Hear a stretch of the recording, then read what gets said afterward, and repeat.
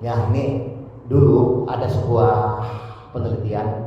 Jadi di dunia itu ada sebuah pemeringkat, ada lembaga pemeringkat yang itu menilai tentang posisi perusahaan-perusahaan berkelas dunia. Ini seorang peneliti ya, pada tahun 1957 ya, lembaga pemeringkat yang bernama Standard & Poor's ini membuat daftar 500 perusahaan terbaik di dunia. Dan pada tahun 2006 ketika dia mengadakan seminar di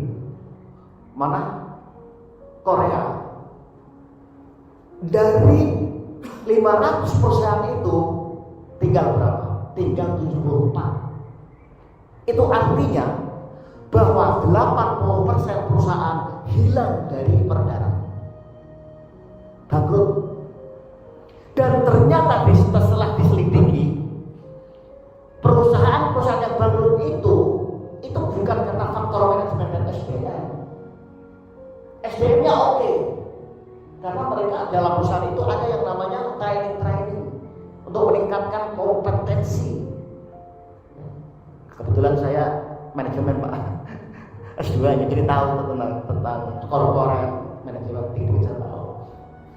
Nah, bukan faktor SDM, bukan faktor perusahaannya, bukan. Itu perusahaan yang bonafit, kelas dunia.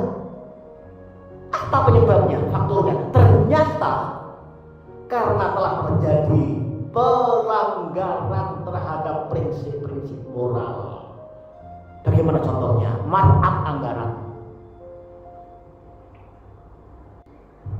Nah, terkait dengan spiritualitas, ternyata orang-orang barat ya, itu mereka, karena mereka itu secara ekonomi memang udah kuat, udah settle, banyak orang-orang kaya, makmur mereka. Apa yang terjadi?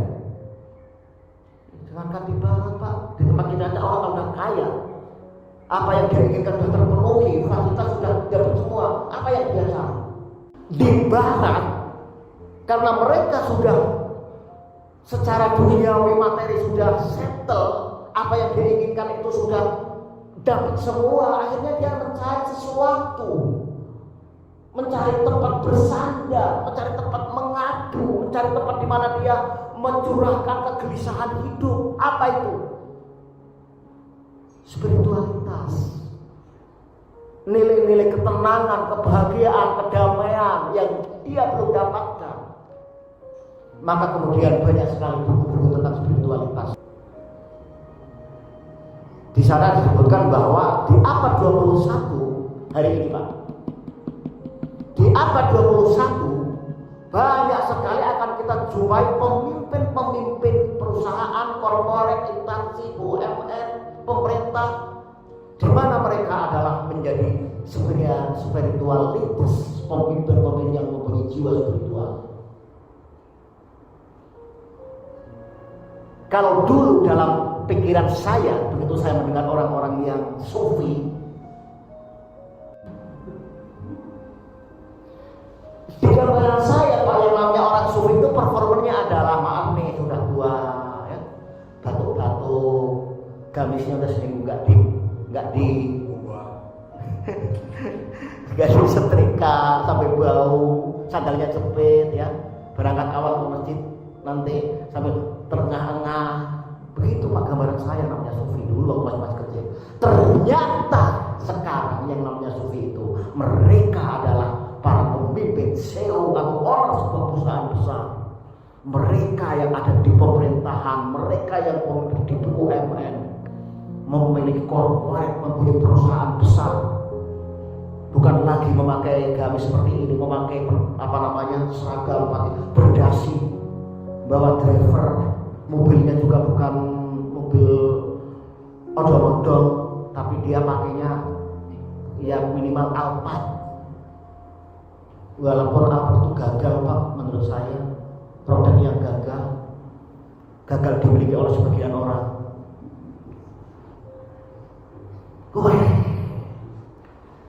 Spiritualitas itu adalah ketersambungan seorang hamba kepada Khalik-nya, manusia dengan Allah. dalam jiwa kita ini ada satu ruang, di mana ruang itu adalah khusus tempat hubungan kita dengan Allah. Hubungan itu adalah kolbu. Ini ruang khusus, Pak. Ruang khusus komunikasi kita dengan Allah. Jadi ketika kolbu kita ini diisi dengan yang lain, diisi dengan hubung dunia misalnya, kebesaran dunia, diisi dengan kecintaan kita dengan materi, apa yang terjadi? Allah cemburu, Pak. Karena kolbu ini kan memang Allah persiapkan nih, ya. Memang persiapkan hanya hubungan komunikasi seorang hamba dengan Allah. Maka ketika seseorang itu kolbunya ada Allah, dia pun kapanpun dimanapun kolbunya selalu, ya.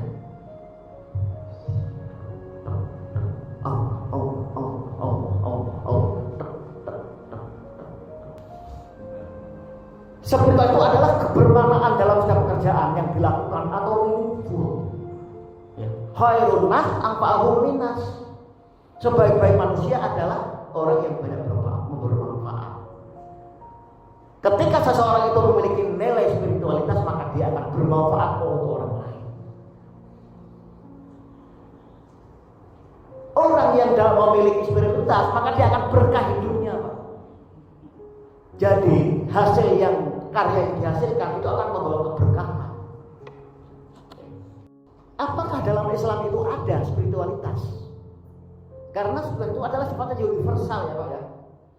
Universal. Bukan hanya milik orang Islam yang namanya spiritualitas itu. Orang luar Islam pun dia akan merasakan nilai-nilai spiritualitas.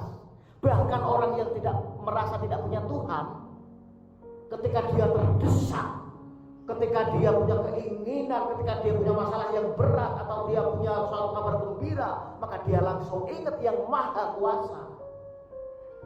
Lihat para pemain bola yang dari negeri-negeri yang maaf yang tidak percaya Tuhan, katakan. Itu pemain sepak bola kalau mau masukkan gol, itu dia langsung sujud, kan? Berarti dia mengakui bahwa ada Zat yang maha besar, gitu. Itu artinya bahwa gol itu adalah universal sifatnya. Nah, apakah dalam Islam itu ada? Ini hadisnya. Nah, singkatnya begini. Ketika Rasulullah sedang mengadakan satu majelis seperti ini, tiba-tiba datang seorang laki-laki, ya, di mana dia orang tersebut adalah sangat hitam rambutnya, putih pakaiannya, ya, nampak perjalanan jauh. Kalau zaman dulu itu kan di Madinah, di Mekah itu penduduknya masih sedikit, antar tetangga saling kenal, Pak. Beda kalau sekarang di komplek RT sana, karena belum tentu semua kenal. Sehingga kalau ada orang baru pasti ketahuan, oh ini orang baru. Nah, yang datang ini adalah orang asing. Tapi anehnya, walaupun dia orang asing, itu tidak nampak kerut-kerut wajah kecapean, Pak. Saat itu kan hanya ada unta sama kuda, ya kan? Kuda ben dan unta ben. Belum ada baby ben pada saat itu. Jadi tetap ada capek perjalanan jauh gitu. Nah, si orang ini nggak capek. Nah, ini siapa ini? Ketika para sahabat Nabi sedang penasaran, terdiam sambil mikir siapa gerangan orang itu, tiba-tiba orang itu datang menghadap Rasulullah, duduk di depan Rasulullah, sampai kedua lututnya ini, ya, itu ditempelkan dengan kedua lutut Rasulullah, dan kedua tangannya diletakkan di kedua paha Rasulullah. Ini ada Rasulullah, ya, ini lututnya ketemu, pahanya begini, set. Ini kalau kata orang kita, kata orang Belanda itu namanya SASD,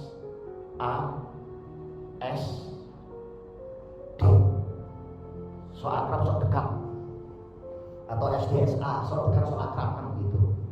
Sahabat Nabi nggak ada yang beres seperti itu, Pak. Ini hanya orang aneh ini. Nah, Di tengah-tengah keheranan para sahabat, tiba-tiba si laki-laki ini bertanya, "Ya Muhammad, akhbirni anil Islam." Wahai Muhammad, beritahu aku tentang Islam. Rasulullah jawab, Islam itu adalah apa itu? Antasyhadu alla ilaha illallah wa anna Muhammadar Rasulullah. Kemudian wa tuqima sholata wa tu'tiya zakata wa tusma ramadhana wa taqjal baita wa tamli sabillah. Islam itu adalah syahadat, sholat, zakat, puasa, haji, itu Islam. Orang itu jawab, sudah tak benar engkau Muhammad.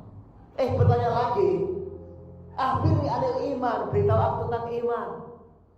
Rasul menjawab, iman itu engkau yakin percaya kepada Allah, Rasulnya, malaikat, Al-Quran, kitab, hari akhir, takdir, itu iman. Sudah tak benar.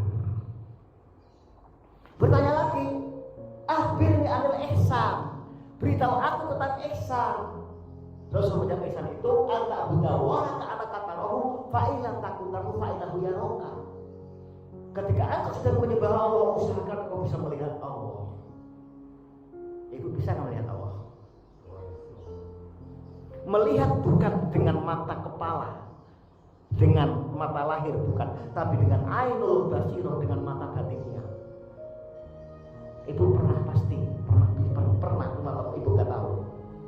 Ketika ibu sedang doa tiba-tiba menangis tanpa alasan, pada saat itulah merasa kedekatan dengan Allah hadir. Ketika kita baca Quran, tidak ada angin, tidak ada hujan, tiba-tiba menangis, padahal ibu tidak tahu arti daripada ayat yang dibaca. Saat itulah merasakan kehadiran Allah. Yang perindik.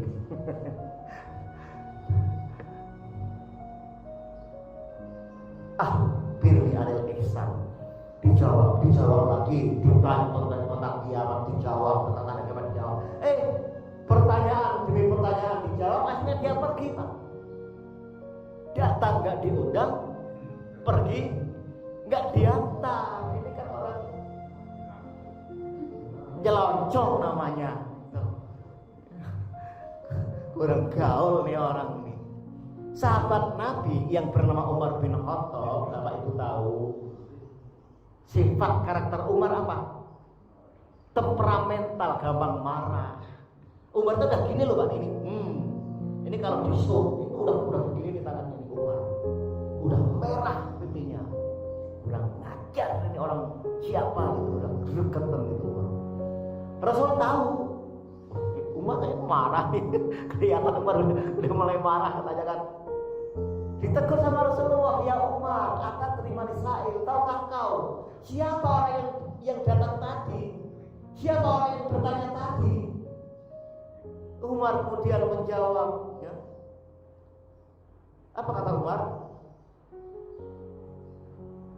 Allahu wa rasuluhu a'lam. Allah dan Rasulnya yang tahu. Hanya Allah dan Rasulnya yang tahu.